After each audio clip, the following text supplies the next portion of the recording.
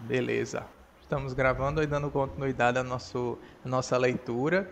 Hoje estamos aqui, eu e Gabriela, para conversar sobre esse conto que eu já estava dizendo aqui para ela, que, sem arrodeio, sem curto e grosso, é um dos meus favoritos, ponto, assim, sem...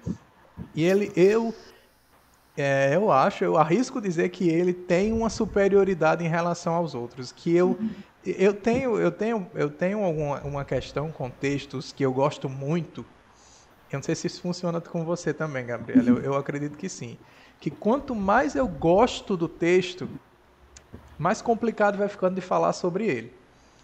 Então, Sim. tipo assim, não é que tipo eu não consigo, é porque tem textos que eles são tão... Por exemplo, eu fiz o meu mestrado sobre o retrato do artista. Eu nunca fiz nada sobre o retrato do artista. Nunca falei em canto nenhum. Nunca fiz, assim, sei lá, vídeo ou essas coisas sobre ele. Aham. Porque eu não... Sabe, não fica... E no caso aqui eu tô falando do conto Evelyn, né? Evelyn, que é, deixa me ver, peraí, O quarto? é o quarto conto. É o quarto conto do Dublinenses. E ele segue aí um padrão, vai meio assim de evolução. Ele é o primeiro conto que aparentemente sai dessa atmosfera, dessa temática mais infantil. E entre aspas, assim, porque é uma ambientação infantil. E ele tem algumas mudanças. A gente já vinha comentando sobre essa questão, né? E a gente vai falar sobre ela um pouco mais pra frente. Eu queria que você me falasse, Gabriela, em linhas gerais, assim, o que foi que você achou do conto? Depois a gente vai falar um pouco do que é que se trata.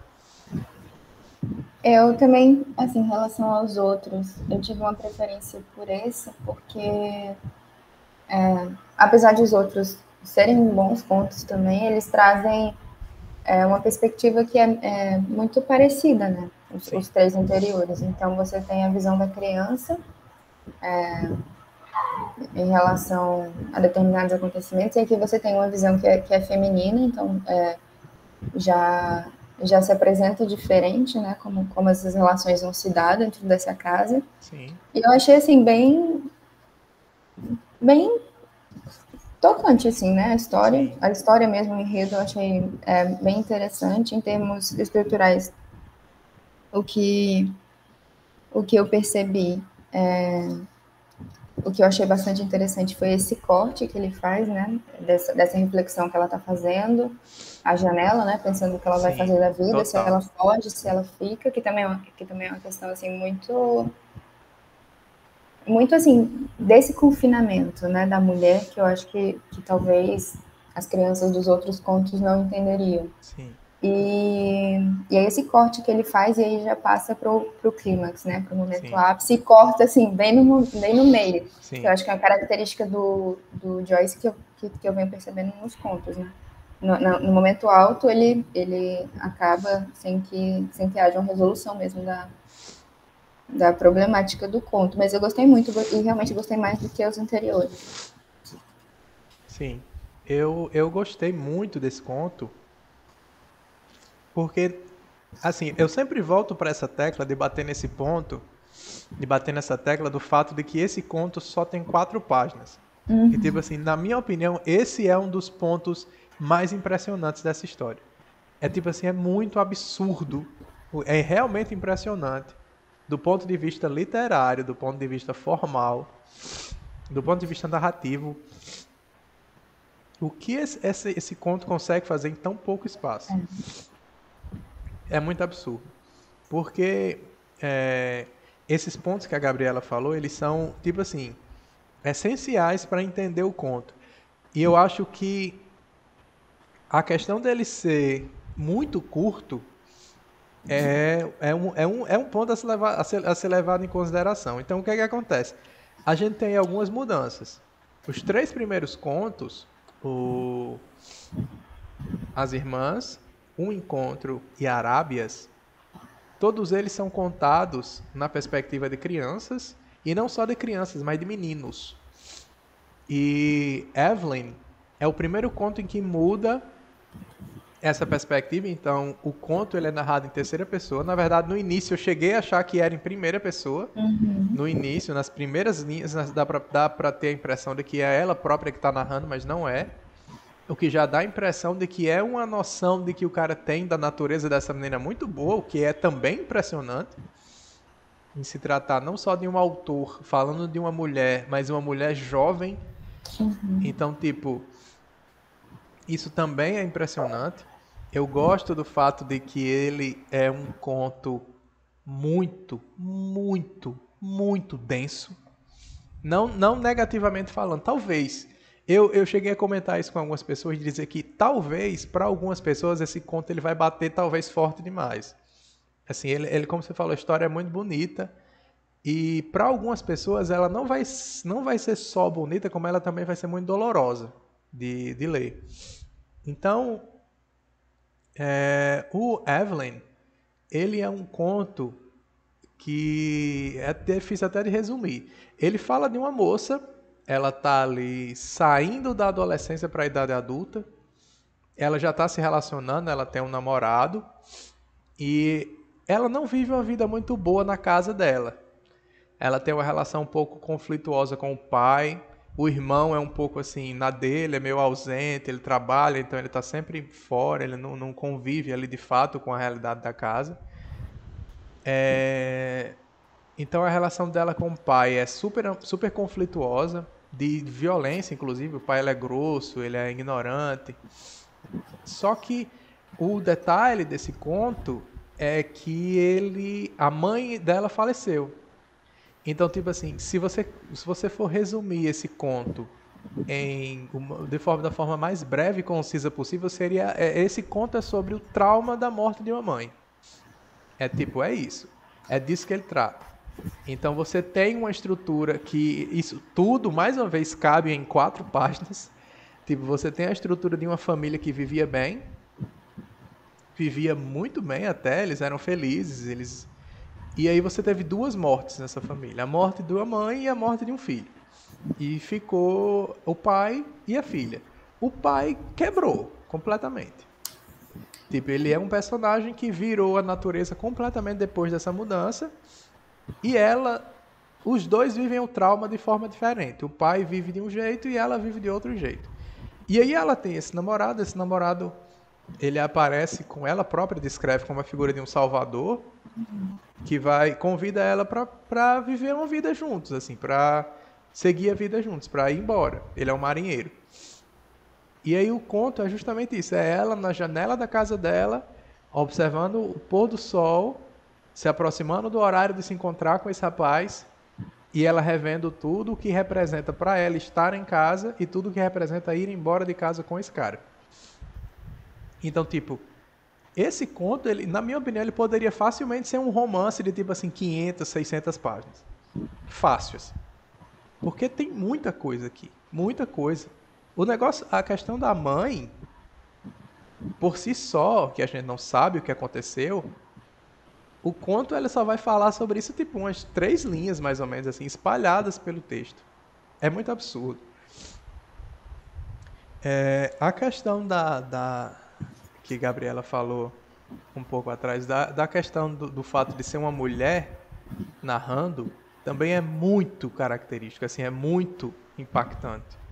Porque tem implica de uma forma tão absurda o fato dela ser uma mulher, tipo em várias camadas. Não é, Gabriela? Muito.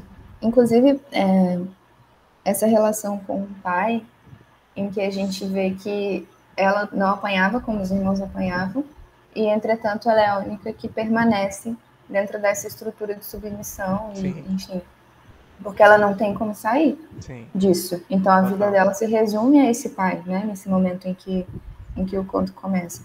Então, são violências diferentes, né? Se os meninos receberam... se apanharam, né, durante a infância, a violência que ela recebe desse pai perdura muito mais. Né? Isso está vinculado ao fato de ela ser uma mulher, com certeza. Sim. E também, eu acho que é muito característico o fato de que ela, por exemplo, ela tem essa submissão que você falou, mas ela, assim, ela vê no cara, no Frank, que é o rapaz, uma espécie de salvador, porque até para sair da casa ela precisa de uma figura, e isso é problemático para ela. Porque assim, não é como se fosse dado, assim, o cara vai tirar ela daquela situação, mas aquilo não é de graça para a consciência dela. Tem toda uma questão dela pensar, pô, e aí, eu vou depender do cara, tipo, sabe? E se esse cara não for tão príncipe encantado assim, sabe? Tipo, e aí, como é que fica? A referência que ela tem de masculinidade por perto é o pai que era de um jeito e mudou. Então, será que esse cara não pode, assim, do nada virar outra coisa também? Então, isso também pesa muito. Eu gosto do fato dessa primeira imagem ser uma imagem da tarde, do point, né? Do tipo que ela fala. O conto abre dessa forma: sentada à janela, assistia ao poente invadir a avenida.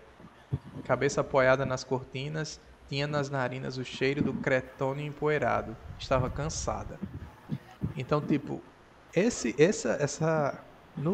na pesquisa que eu estou fazendo, tem a primeira cena. Eu até brinquei com o Ramon sobre isso naquela live que a gente fez. Eu comentei um pouco sobre isso, assim, bem por cima, que, tipo, quando você é sobre lavoura arcaica, no caso, a pesquisa, então, tipo, quando eu comecei a analisar o lavoura arcaica, eu passei muito tempo na primeira página. E a primeira página é um parágrafo, assim, curtíssimo. Ela tem uma parte imensa em branco, com o número da página, tipo assim, umas 7 linhas, mais ou menos. E eu passei um bom tempo só nisso. Porque a primeira cena do Lavoura Arcaica é uma cena de tarde, de pôr do sol, de point, né? Ele tá a veneziana tá aberta e aí aquela luz vermelha, rosa, invade o quarto. E tem muito essa questão de transição.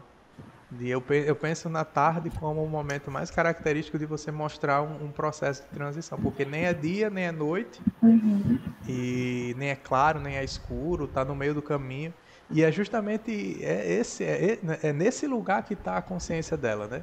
É esse local problemático, sem saber onde é que está e onde é que vai, que está a consciência dela.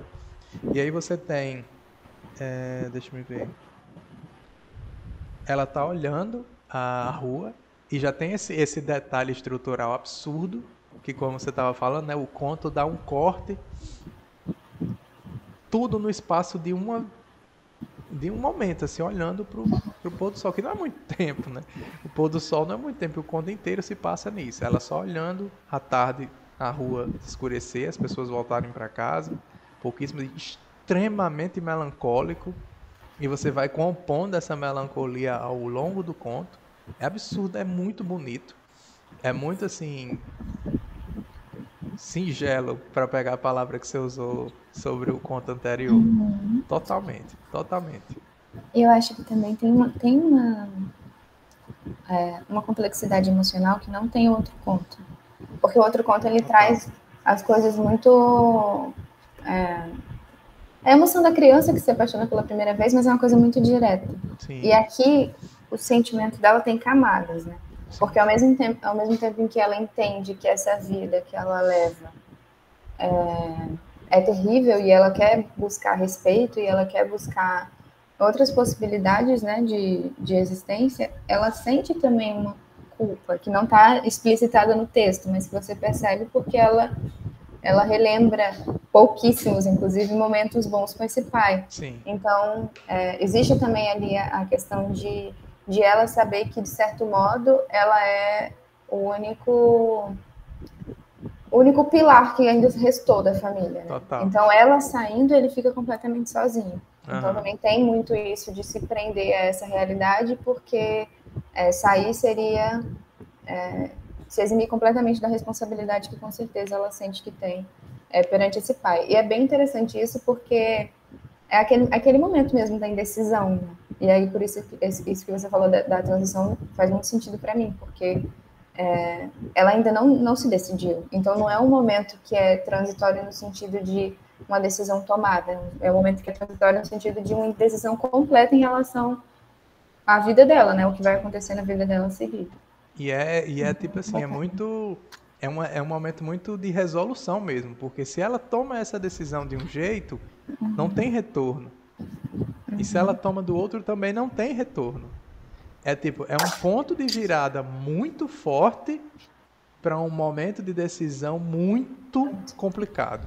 É como você falou, é uma complexidade emocional que não tem nos outros anteriores. Eu não vou dizer porque eu realmente eu estou relendo, mas faz muito tempo que eu li e eu arrisco dizer que não tem nos seguintes, a não ser no último. No último tem uma questão que é muito parecida com esse, inclusive, que é uma retomada de estrutura assim, que é bem parecida.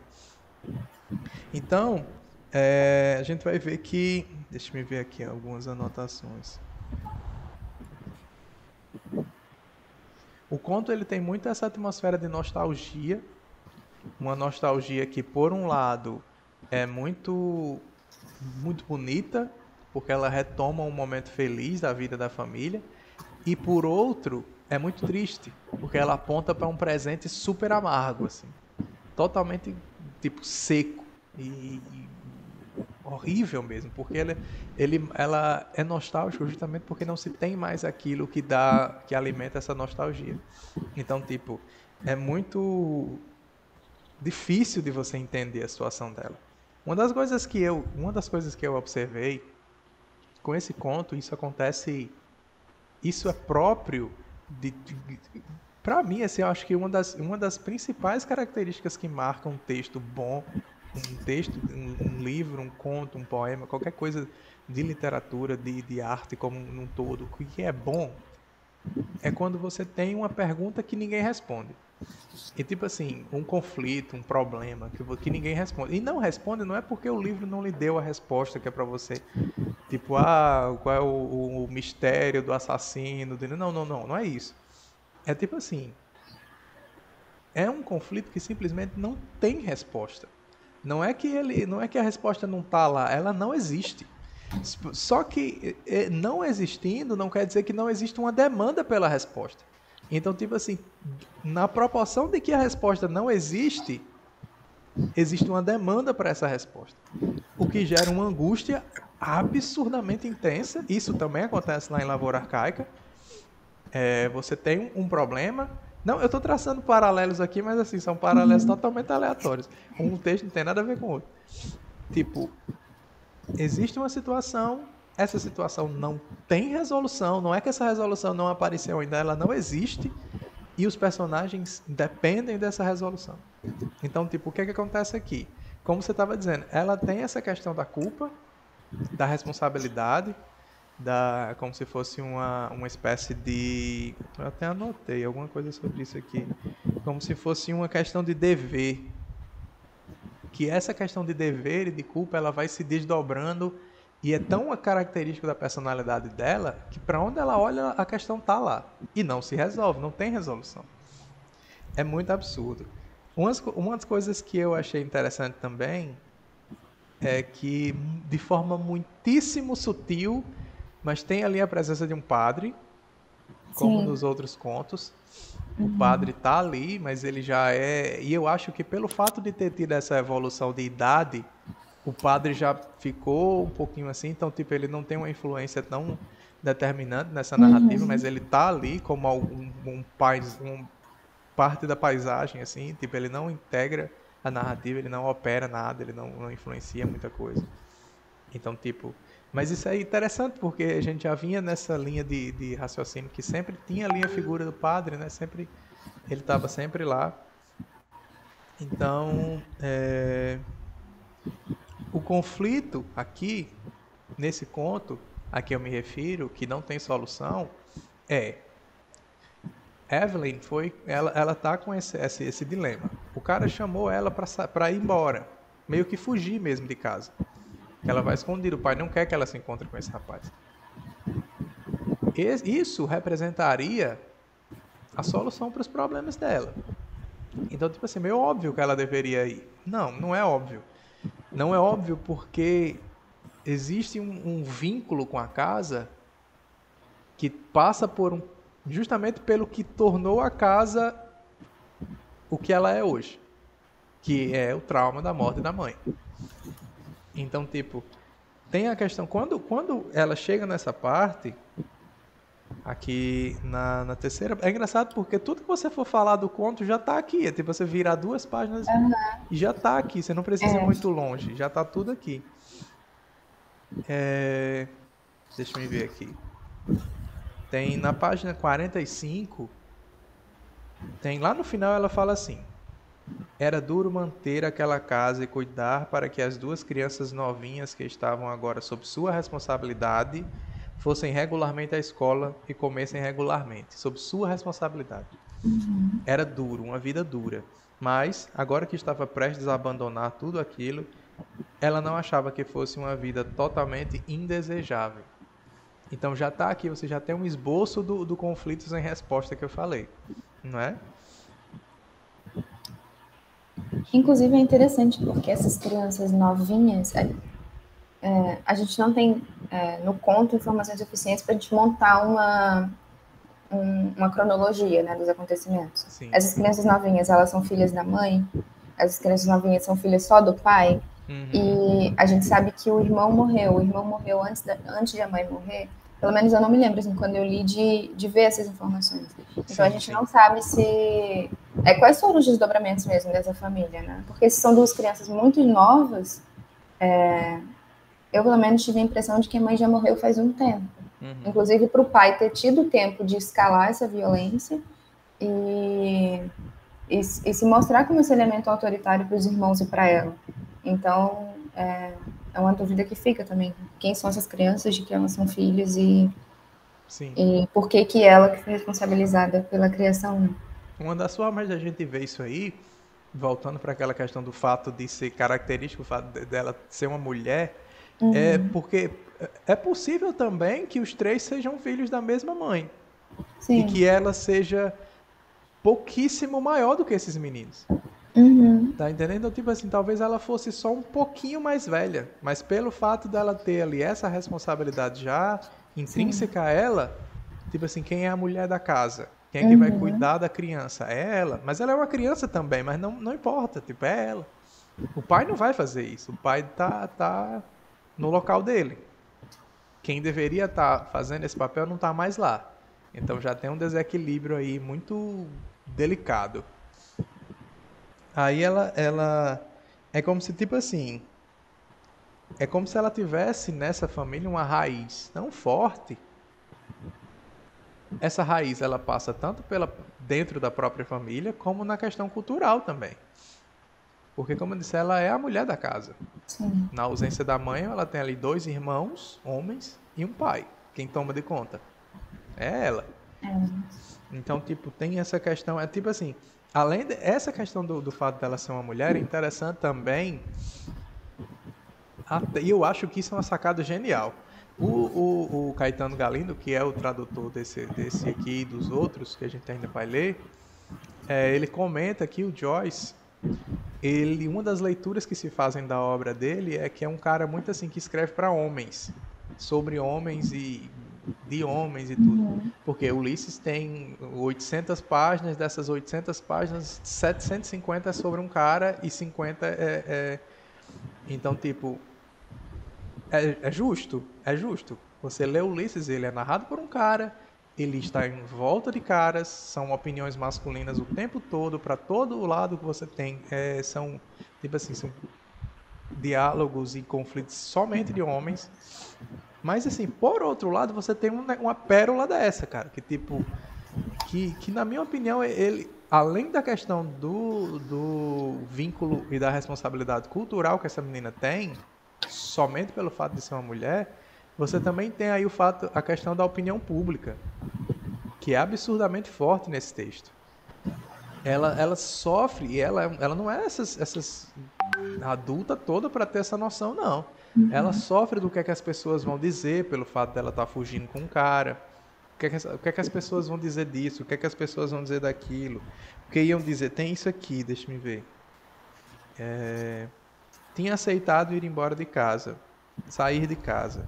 Será que tinha feito bem? Aí mais para frente tem assim, isso é na 44. Claro que tinha que trabalhar duro, tanto em casa quanto no emprego. O que é que iam dizer dela nas lojas quando descobrissem que tinha fugido com um rapaz? Dizer que era uma boba, talvez, e a vaga seria anunciada nos classificados. Aí na outra página tem assim...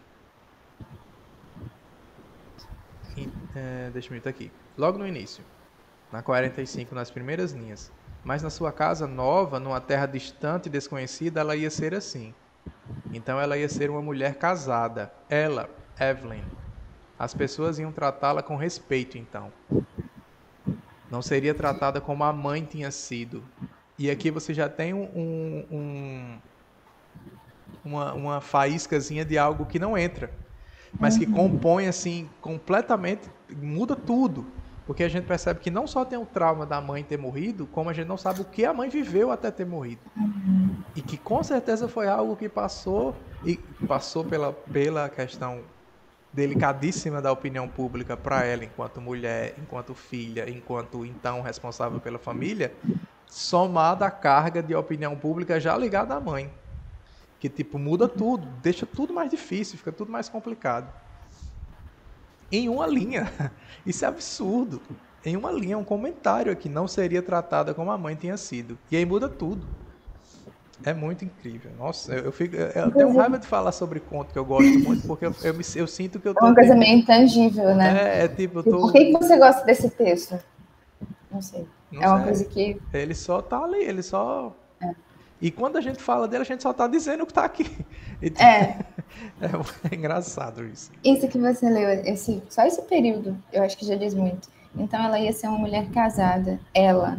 Então, é como se tivesse omitido aí o até ela.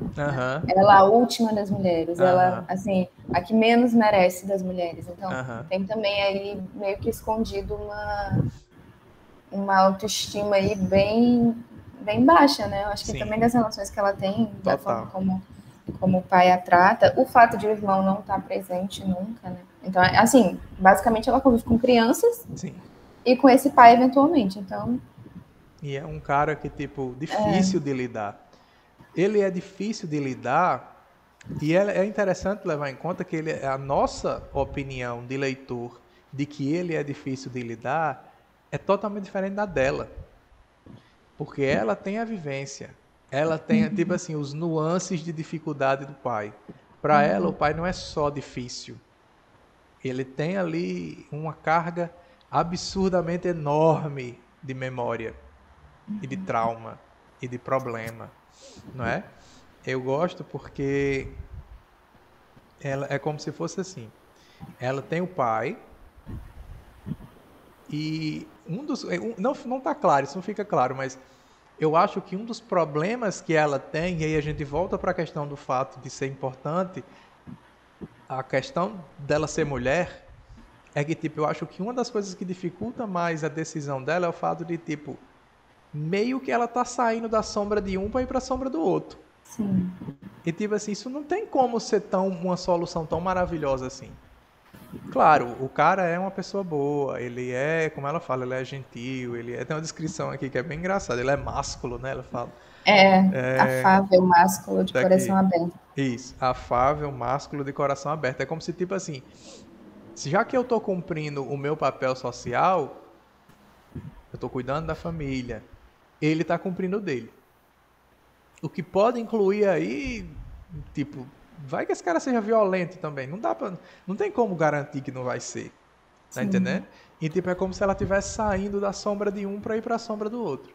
E tem coisas assim da forma como ela reflete sobre ele, nisso que você falou, que sugere que ela não confia tanto, né? Então, tipo, ela tem essa afeição por ele, que também eu nem posso dizer assim com toda certeza que ela está apaixonada, talvez ela veja ele muito mais como a saída desse ambiente, mas ela gosta dele, isso é perceptível, mas ela não sabe até que ponto, é isso que você falou, até que ponto que ela pode confiar que essa afabilidade dele vá se manter para sempre. Então, tem aqui na página 46, ela diz assim, o narrador diz assim, tinha conseguido se estabelecer em Buenos Aires, ele disse, e estava aqui na terrinha só de passagem. Esse ele disse me dá muito a entender, porque não seria necessário reiterar que foi ele que disse.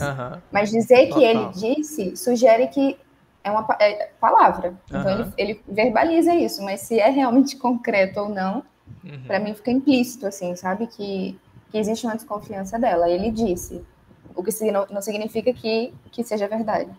E segundo ele, tem uma vida pronta para ela lá, né? Exato, que também... Também assim, é bem subjetivo. Exatamente. Pensando principalmente, assim, nessa herança, que eu acho que é bem daquele espaço. A Irlanda não sei tanto, mas pelo menos na Inglaterra, em que você tinha mulheres que eram completamente arruinadas, enfim, fugiam com... Acho que em todos os lugares, né? Mas lá acho que era uma coisa muito rígida mesmo, muito engessada. Então, talvez para ela, talvez tenha ali no fundo da memória justamente a lembrança de outras meninas que fugiram e a vida não deu certo e acabaram ficando mal faladas e se perderam, enfim. Então, acho que também tem muito isso de refletir sobre a possibilidade de dar tudo errado, né? Porque ela não tem nenhuma garantia. Ela tem a promessa de um rapaz que ela conheceu há pouco tempo, há menos tempo do que ela conhece o pai. Sim. Então, acaba que... Isso deixa mais complicada ainda a decisão dela. Total. Porque, tipo, como a gente falou lá no início, não tem retorno. É tipo, ela trocar um seguro ruim por um bom instável. Que pode muito bem ficar pior do que o seguro ruim. Então, tipo, isso é característico da posição social, cultural dela, enquanto mulher, inclusive, principalmente enquanto mulher. E, tipo, eu gosto também... Aí o conto dá uma virada, realmente, depois dessa parte, dá uma virada, e aí vem a página mais esclarecedora, assim, que é quando a gente tem mais informações, que ela retorna para o quarto. A gente tem aí essa narrativa de que vai contar como ela passa, como ela se desenvolve, como ela se torna adolescente, adulta, começa a se relacionar com esse... Adulta, sim. Saindo da adolescência, eu não vejo ela como uma mulher muito... Tipo assim, ela não tem 20 anos, não tem nem perigo dela ter 20 anos. Se ela for de maior, talvez um pouquinho, assim, 18 máximo. Porque a impressão que dá é essa, que ela é muito criancinha que amadureceu no susto, sabe? Assim, que amadureceu no... Eu tinha colocado na minha cabeça que ela tinha 19, mas eu não... É mesmo, acho que fala, é verdade. É verdade. Tem algum local, não tô lembrando, mas ela diz mesmo, agora que você falou, eu lembro. Mas eu não tô encontrando também. Tem esse trecho todo em que a gente tem também, num trecho curtíssimo, todo o percurso no qual ela conhece esse rapaz. E aí é muito bonito como ela tipo assim, ela tem esse momento de respirar, porque é um relacionamento que dá certo e ela se identifica muito com ele, ela passa a gostar dele. Porque é um processo muito bonito, ela se apaixona por ele, e aí tem todo esse caminho que eles dois traçam, até chegar ao ponto de tipo assim, não, a gente vai embora. Porque tem uma diferença de personalidade absurda aqui. Ela é uma menina, como ele próprio fala, da terrinha, né? E ele é um marinheiro. Tipo assim, é um cara que vive no mundo. E ele tem uma experiência que ela não tem. Ele tem uma vivência que ela não tem. Ele provavelmente tem como é que eu posso dizer? Um tipo de sensibilidade às relações, aos afetos totalmente diferente da dela. Então, tipo assim, se isso não der certo, ele segue a vida dele. Sim. Se isso não der certo para ela, a vida dela acabou. Então, tipo, é esse nível de disparidade inicia para começar deles dois. A partir do momento em que eles decidem ir embora da Irlanda para viver em Buenos Aires em uma nova vida, né? Começar do zero. E aí vem a questão principal do conto. Como eu falei, se você fosse resumir esse conto, ele é sobre o trauma da morte de uma mãe. E o que essa mãe, também enquanto mulher, isso não é dado, não é óbvio, é só porque, lógico, a mãe é uma mulher. Não, mas tipo, não é isso que eu estou falando. É o fato da função social de uma mãe dentro de uma família. Também é extremamente característico aqui, porque quando ela sai, desanda tudo. E não só desanda tudo, quando desanda tudo nas costas dela, de Evelyn, que é a outra mulher. Então, tipo assim, ela naturalmente herda esse peso. total pra ela. E tipo, ela tem pelo pai, como eu falei, quando a mãe morre, o pai ele vira. Ele vira totalmente. Ele vira a personalidade, a forma com a qual ele lida com isso é de uma, é assim, é doloroso você ver como esse cara é violento. Porque tipo, você tenta problematizar a violência dele, que obviamente é uma questão delicada, ninguém quer que um cara seja violento com a filha, óbvio, mas tipo, ela não vem do nada. Não é um cara que é violento e em momento algum a gente está justificando, mas a gente está pelo menos entendendo de onde é que vem essa motivação O violenta do processo. cara. Na página, eu fiquei com a impressão, a primeira vez que eu li, que na página 43 ela diz assim: o pai dela não era tão mal naquela época e, além de tudo, a mãe estava viva. Então, eu Aham, imagino que fosse um pai do período. Não é aham, uma pessoa cruel, não é uma pessoa que quer o mal dos outros, porque a impressão que eu tive, principalmente naquela interação em que ele dá o dinheiro para ela ir comprar o almoço, é aham, assim, que ele gosta mesmo de humilhar, entendeu? Então aham. é uma coisa muito, muito nesse sentido. Mas era um pai que corrigia os filhos, provavelmente batendo, que era uma coisa também muito, muito do costume da época, né? Sim. Então eu não acho que a impressão que eu tenho é que não que era um pai normal que se tornou essa sombra, né, na vida dela, Uhum. permanentemente, justamente com a morte da mãe. E aí, eu acho que você vai entrar nisso agora, que é essa questão de até que ponto valeu a pena para a mãe tudo que ela, todas as coisas de que ela abriu mão, né? Uhum. Então, eu acho que para ela isso pesa muito também. Sim, sim. É como se ele, como se o pai, ele fosse assim, é como se ele já tivesse essa violência meio latente ali, né? É como se, tipo, ele tem ali como, vamos dizer assim, o, a estrutura ideológica dele, né? Esses marinheiros, né? Tem hora que ele fala, Uhum. isso não presta, esse povo não presta. E aí aquilo deságua num pai violento. Ele não era flor que se cheire desde o início, Uhum. mas ele era ok. Inclusive ele tem ela dá esse flash de um afeto assim nostálgico do pai. Sim. No início da 47, o pai está, ele fala assim. Aí ele retorna para o poente depois de narrar a questão com o Frank, que é o rapaz com o qual ela se apaixonou. E ele fala: o poente aprofundava na avenida. Se o tempo já está passando, a situação a gente já sabe o que é que esse poente significa e ele já ganha um peso totalmente diferente. O branco das duas cartas no colo dela foi ficando indistinto. As cartas de despedida, né? Pro pai e pro irmão. Uma era pro Harry, outra para o pai. Ernest era o favorito, mas ela gostava de Harry também. O pai estava ficando velho ultimamente, ela percebia. Ia sentir saudades dela. Às vezes ele sabia ser bem simpático. Não muito tempo antes, quando ela passou um dia de cama, ele leu uma história de fantasmas para ela. Preparou torradas para ela na lareira. No outro dia, quando a mãe ainda estava viva, eles todos foram para um piquenique no morro de Ralph. Ela lembrava que o pai tinha posto a touca da mãe para fazer as crianças rirem. Então, tipo, tem esse afeto ali, tem essa questão nostálgica, que é tipo assim, é super pontual. Você tem um mar de um cara incógnita, que é a mesma, eu vejo muito, até uma certa semelhança com o marinheiro, com o Frank. Você tem assim esse mar de incógnita e aí você tem uns flashes assim que justificam o afeto, né? Então, tipo, o cara era legal. Nesse ponto ele foi, pelo menos. Também é o cara que fez ela sair de madrugada para comprar as coisas para Sim. fazer o amor. É o mesmo cara. Então, tipo, tem esses nuances que deixa.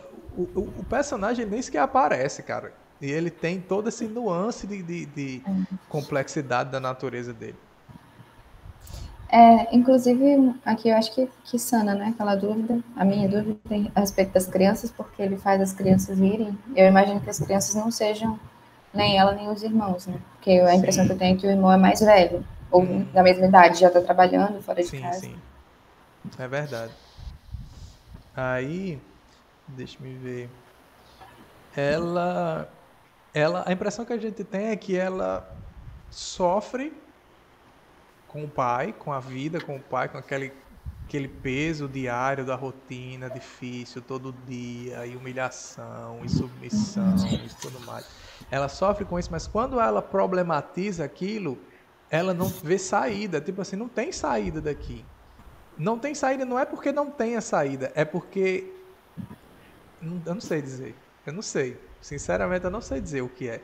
Porque, tipo, tem uma saída, inclusive tá aqui a saída. Mas ela não consegue sair. Tem a saída e ela não consegue sair. Tipo, é o conflito mais simples que existe e, no entanto, mais complexo. É muito incrível isso, é muito absurdo. Tem um filme que problematiza muito essa questão de pai e filha, que chama inclusive Uma Pai e Filha, que é um filme japonês, que é muito bonito também. Tem toda essa questão da filha casando e saindo de casa e o pai ficando sozinho. A filha não quer sair porque ela não quer deixar o pai só. Pai e Filha, acho que é Pai e Filha o nome do filme japonês. Muito, muito massa. Muito, muito bonito. Muito, muito bonito mesmo. E lembra essa dinâmica também. Não tem a problematização do pai violento, porque esse pai ele ele é de boa com a filha. Mas tem essa dinâmica de tipo assim, do papel dela sair de um papel para o outro, sabe? Tipo, sair da filha para ir para a mulher. Para a esposa. E é interessante porque aqui acaba tendo os dois elementos, né? A responsabilidade que você falou que tem no filme, né? Que é essa perspectiva de cuidado, ela como cuidadora desse pai, mas também tem a questão afetiva em relação ao pai, mas também em relação à mãe, porque a mãe pede que ela seja responsável pelo pai e pela casa. Então, é uma responsabilidade dupla, de saber que ir seria ir de encontro ao que a mãe pediu, né? Então, também tem muito isso. E aí eu entendo perfeitamente o que você quer dizer com uma coisa que é uma solução que é real, que é concreta, e ao mesmo tempo é impossível, porque ela não... E aí eu acho que conta muito, apesar de a gente não ter tanto a presença da religiosidade aqui, acho que na última parte aqui, ela pede, né, que Deus a conduza e tal, é um conflito que ele se dá em muitos níveis. Ele se dá moralmente, ele se dá com relação à religiosidade dela, porque ela ir embora significa também sair, enfim, de tudo que ela acredita, né? Porque seria completamente reprovável o que ela escolheu. E um conflito que se dá também ali no âmbito familiar, dos afetos. Então realmente são muitos entraves para que ela não possa realmente tomar essa decisão. E eu acho interessante que no final ela é descrita justamente como passiva. Então ela é incapaz de agir. As coisas acontecem com ela. Então ela de repente, né, imaginando, se ela fosse carregada até o barco, ela iria. Sim. Mas ela ter que dar o passo de caminhar até lá, eu acho que ela não consegue. É verdade, bem observado isso. E é porque falta, por todas essas questões, falta um posicionamento ativo dela por todas essas questões. Porque na posição social que ela ocupa, seja de filha, seja de responsável pela família depois da morte da mãe, seja de esposa, em nenhum desses papéis, desses locais, ela tem essa postura ativa. Então falta, porque ela não conhece isso, não tem. O repertório dela não tem isso. E, entretanto, ela quer viver, né? Ela diz na página 48, que eu acho muito interessante, assim, até em termos de consciência das relações amorosas, que é muito atípico para uma menina de 19 anos pensar nesses termos. E ela diz: tinha que fugir. Frank seria o salvador. Ele lhe daria uma vida, quem sabe amor também. Então, o que ela quer com ele, efetivamente, é uma vida, porque o que ela tem até então, ela não entende como vida. E o amor, ele seria, enfim, um bônus. Então, eu acho que o que ela busca com ele é muito mais a liberdade do que necessariamente a realização amorosa. Talvez, inclusive, porque, aí a gente não sabe como isso se deu, talvez porque ela não tenha visto essa realização amorosa na mãe, né?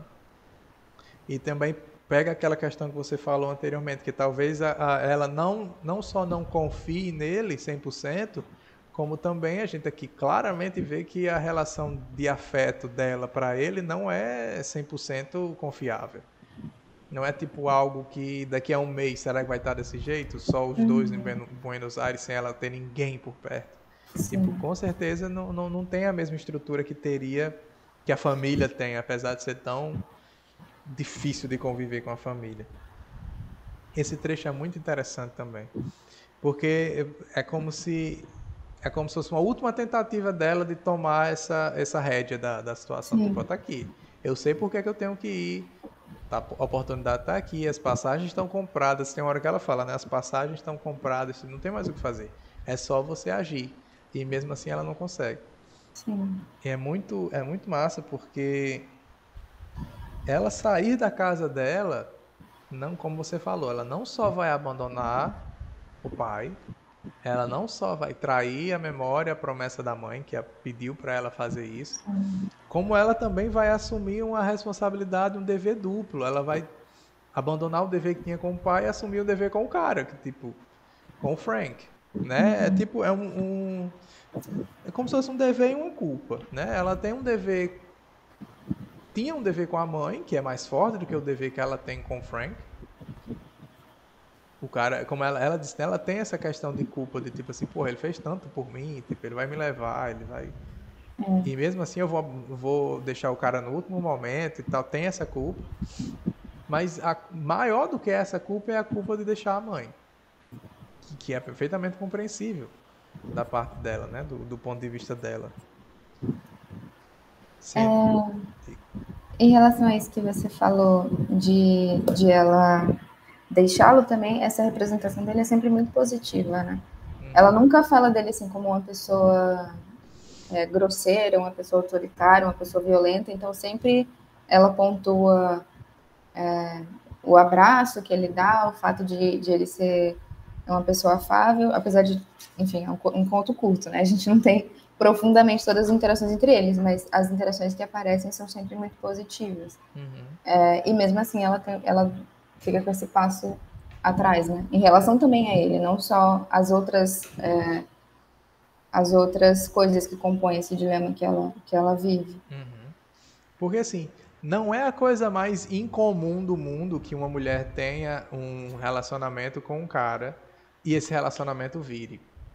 E tipo assim, então tipo, é meio que dado culturalmente isso. Isso Sim, deve estar acontecendo agora, vai acontecer daqui a meia hora sim, atrás aconteceu de novo. Então, tipo assim, é o tipo de situação que acontece. sim. Óbvio que é extremamente problematizável, horrível, mas acontece. Então, tipo, aconteceu com o pai. A probabilidade de acontecer com o cara é absurdamente presente. Então, tipo, ela tem consciência disso. E como você diz, a noção que ela tem e como dessa dinâmica chega na gente é muito incrível. É muito absurdo. Essa ideia do Salvador, de que ele intervir na vida dela do jeito que está, ruim, como um Salvador, não é algo 100% ok, 100% bom, Sim. porque não é algo seguro, não é algo 100% seguro, não pode ser. Ele vai dar uma vida, talvez, um amor. Então, tipo, é uma concessão que ela vai fazer, porque ela não tem outra opção. Muito cheio de camada, né, cara? Muita Muito rico, coisa. muito É rico. muita coisa, coisa por cima de coisa. E aí o conto termina, aqui, spoiler, é um conto de 4 páginas, não tem como ter um spoiler. E aí o conto termina nesse final, assim, super amargo, é muito amargo. Porque o cara, eles se encontram, de fato, ela no point tá chegando a hora de encontrar o cara, ela vai. A gente não sabe o que aconteceu com as cartas, se ela deixou lá, mas eu acredito que não. Mas ela chega lá e aí ele sobe no barco e ela não sobe. Ela trava. Ela literalmente trava. E aí o barco vai embora, ele chama ela, vem, vem, e ela decide não ir. É tipo assim, é muito triste porque tipo, a possibilidade que ela tinha de ser feliz, ela não tem condições de assumir para ela.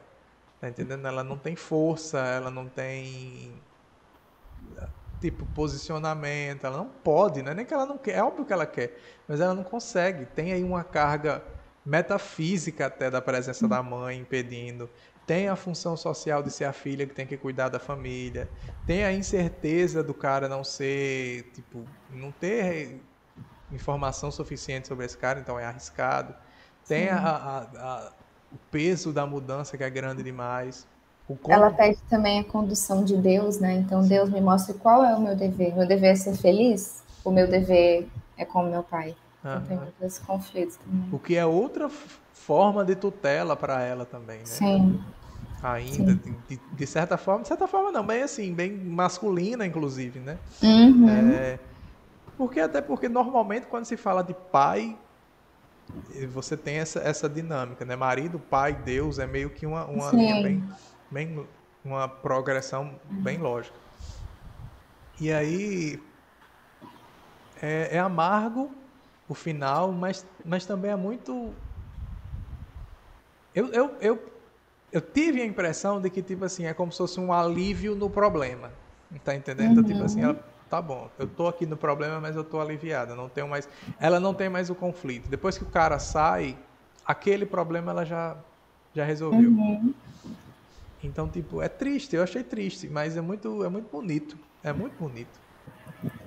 Uma coisa que me deu a entender também esse final, esses últimos 2 períodos, é justamente que acabado o conflito, já não resta mais nenhuma emoção, sabe? A impressão que eu tenho é que ela se vê esvaziada de sentimento, porque o narrador vai descrever, ela fixou nele seu rosto alvo, passiva, como um animal desamparado.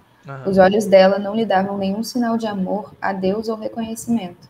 Então é como se ela já não o reconhecesse mais, né? Como se ele fosse um estranho, ou como se ela não conseguisse sentir. E aí nesse sentido, sentir. Mas nesse sentido dá a entender que ela já se resignou àquela vida, em que ela não sente, que não é uma vida, né? Então talvez tenha uma sugestão da resolução do conflito que também não é concreta, porque, enfim, a gente sabe que ele pode ir para o barco, né? Ir lá buscar ela, mas é uma sugestão de que ela é incapaz de ir, né? Ela não vai. E aqui também, essa última linha mesmo, essa última frase, essa frase que você citou, os olhos dela não lhe davam nenhum sinal de amor, adeus ou reconhecimento. Aqui, que a gente vê através dos olhos dela, é como se meio que caísse a ficha, assim, tipo, ali não ia dar certo. Ela meio que já sabia o tempo todo que ali não ia dar certo. Não só sentir, mas sentir por ele, né? Exato. Assim, não necessariamente ela amava ele o suficiente para se arriscar nessa aventura. Faz sentido. Faz bastante sentido. Eu achei, na página 48, eu achei lindo quando ele escreve: todos os mares do mundo se reviravam em seu peito. Ele a estava arrastando para eles, ele iria afogá-la. Então ele como elemento de perigo, né? Massa, muito massa mesmo. Muito massa mesmo. O barco soltou longo assovio pesaroso. Se ela fosse amanhã, amanhã estaria em alto mar com Frank, indo a vapor para Buenos Aires. Mais para frente, todos os mares do mundo se reviravam em seu peito. Ele a estava arrastando para eles. Ele iria afogá-la. Ela agarrou com as 2 mãos no corrimão de metal. É tipo assim, você tá numa casa pegando fogo, e aí a solução que vem é um afogamento. Tipo, pô, é muito... eu vou apagar esse fogo jogando água até você se afogar. É muito assim... Como eu disse, eu não consigo, não entra na minha cabeça como esse conto consegue fazer isso em 4 páginas. Não entra na minha cabeça. Isso não consigo, tipo assim, explicar isso. E não é porque eu fico com medo de ser assim, pô, você tá babando o autor, tipo, pô, grande merda, porque você é fã do cara. Não, mas não é isso, tipo, não é porque é estranho até. Como é que a gente consegue colocar tanta coisa? Esse conto você lê em, tipo, 10 minutos você lê isso. Sim. E tem tudo isso aqui. É muito absurdo. Tem não sei. Volta pro ficar sem ter o que dizer. Porque você Inclusive, quando a gente estava começando as discussões, eu não sei se foi você que comentou, se foi outra pessoa, sugerindo que que o Dublinenses ele tem contos assim que são perfeitos. Então ele executa muito bem a simplicidade do gênero, sabe? Então ele consegue realmente condensar muito, muito bem essa complexidade que tem que ser curta, mas não precisava ser tão curta, né? Então ele faz isso assim de uma maneira muito... Não sei se eu li, de repente eu li esse comentário, mas sugerindo isso, que ele traça o conto de uma maneira completamente acertada, sabe? Sim. Então os contos dele são muito bem estruturados. Sim, sim. Eu acho que, se eu não me engano, foi um comentário do próprio tradutor que a gente comentou aqui. Então foi que isso. Tipo, que era o livro dos livros de Joyce, esse era o livro mais assim, redondinho, sim. Sabe? Era o mais lapidado, era o mais literariamente completo, era aquele que, tipo assim, se tivesse feito só esse, já seria muito relevante para a literatura. Sim. E, tipo, não tem como negar isso. Com esse conto, é absurdo isso aqui.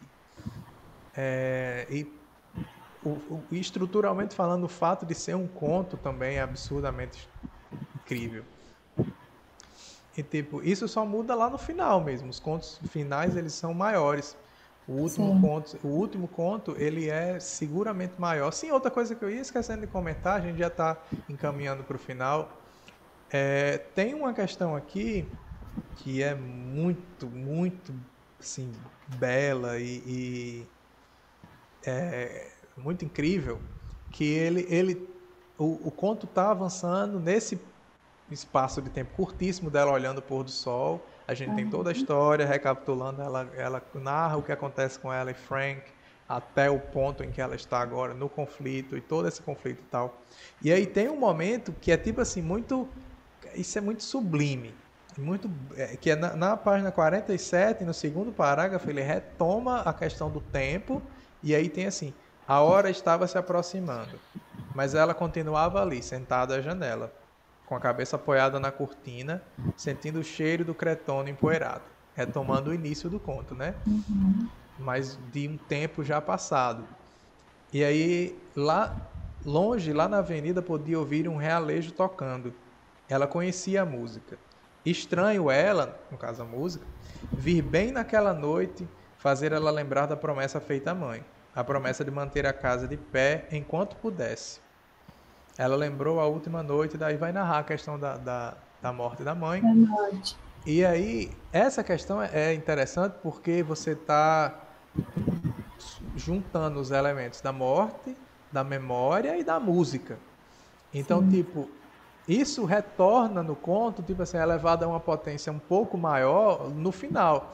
O conto Os Mortos é isso, é sobre isso. É você ter um gatilho ligado por uma música que vai levar você para um lugar que tipo assim, eu não sei se isso aparece em outros contos, em outros romances, mas o Joyce tem muito essa pegada a música levar você para um lugar e esse lugar ser um local de sentimentos complexos e uma complexidade afetiva absurdamente complicada. O caso da menina em relação à mãe, de uma mulher em relação à outra, de uma filha em relação à mãe, dentro de uma família com um pai e 2 filhos. Então, tipo, isso retorna estruturalmente nos Mortos. De outra forma, mas é a mesma questão. A linha principal do conto é essa de, tipo, você ter uma espécie de gatilho que volta através da música. Ele cita até a música, né? Qual é? Não, é aqui que ele cita a música? Não é aqui. Ele não, cita... acho que é no comecinho, que ele cita a música que... É no começo? Que o pessoal cantava, né? Tá aqui, na página anterior. Tá aqui. As pessoas sabiam que eles estavam flertando. E quando ele cantava aquela da moça que ama um marujo, ela sempre se sentia confusa de um jeito gostoso. É muito bonito, né? Tipo, eu via isso aqui perfeitamente adaptado para um filme, assim, tipo. Ele me lembra um pouco a amargura daquele Noites Brancas de Dostoiévski. Sim. Você já leu esse livro? Já. É meio parecido, assim. Em termos de melancolia. Isso. Exatamente. É melancólico ao extremo. Mas o tom é muito parecido. É meio assim, meio A narrativa em si não é tão parecida, mas o tom é muito parecido. É uma coisa meio fantasmagórica, né? Até essa Sim, presença assim da mãe, eu sim. acho muito. Inclusive, esse trechinho que você estava lendo agora, você tem no parágrafo, nesse primeiro parágrafo da música, Uhum. no primeiro parágrafo, né? O segundo da página, Sim. em que ela diz que lembrou a última noite da doença da mãe e a mãe pede para que ela deixe a casa de pé enquanto ela pode. E aí, logo depois da fala, né, que é a fala do pai, falando desses desgraçados, enfim, aí você tem a argumentação contrária se impondo, né? Por um lado, a mãe pede para que ela mantenha a casa de pé. Por outro lado, ela tem a triste visão da vida da mãe, que é uma vida de sacrifícios ordinários que se encerrara com a loucura dos últimos dias. Uhum. Então, ela vê que no final a fatura da vida da mãe é basicamente um sacrifício de si mesma para Total. todos da Uhum. família, e isso resultou numa loucura que a levou embora e todos Uhum. os outros ficaram. Então tem Exato. muito isso de ela perceber, por um lado, de ter essa responsabilidade, por outro lado, de se perguntar se esse é o destino dela também, cuidar dos outros até que ela se esgote em loucura. E que eu acho que também é uma temática assim, muito feminina, sabe? Sim. Até hoje em dia, eu acho que a nossa socialização é muito para fora, muito para o Uhum. outro.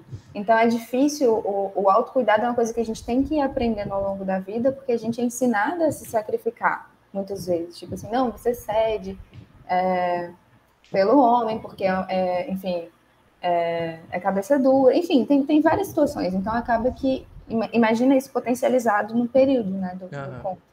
Então, acho que tem muito forte essas duas coisas. E eu ia dizer mais uma coisa a respeito dessa questão dos sacrifícios ordinários. Sim, que por um lado ela como filha, ela já tem essa vivência que a mãe tinha, e por outro, ela no papel de esposa, ela pode também acabar reproduzindo isso, né? Então seria o que você falou, que é sair de um buraco e cair imediatamente em outro. Então, Aham. realmente, é um conflito incessante, eu entendo completamente, porque ela não vai. É, exato. E tipo, talvez até perigoso, né? E assim, essa questão que você falou de ser muito feminina é quase assim, é como se fosse no caso, a questão da socialização que você falou, que se você desvia desse tipo de predisposição, desse tipo assim, de roteiro, você já tem ali a resposta da opinião pública muito pronta. Sim, É egoísta, imediatamente. é egoísta, no mínimo egoísta, né? Tipo, daí as interpretações de egoísmo vão ao limite, o céu é o limite. Então, tipo, Ela ela fica com própria. medo. Desculpa te interromper. Não, tipo, é só isso. Ela própria tem noção dessa questão, desse papel, e Sim. que a opinião pública intensifica ele o máximo que consegue. E a ideia é justamente essa, né? Que ela vai ser lida como boba. Então, Uhum. ela vai ser lida como burra, como alguém que toma suas decisões de uma forma atropelada. Então, fazer isso seria a pior coisa que ela poderia fazer na vida. Então, Aham. seria assinar um atestado de burrice, não sei o que faço da minha vida, enquanto essa vida que ela já vive é extremamente sufocante, né? E as mulheres, elas se resignam. Então, é interessante que essa avaliação de boba também parta de outras mulheres, né? Sim, Não é uma coisa que é masculina, de outras mulheres que mantêm essa vida correndo, né? total. Diferentemente dela. Total. Muito massa.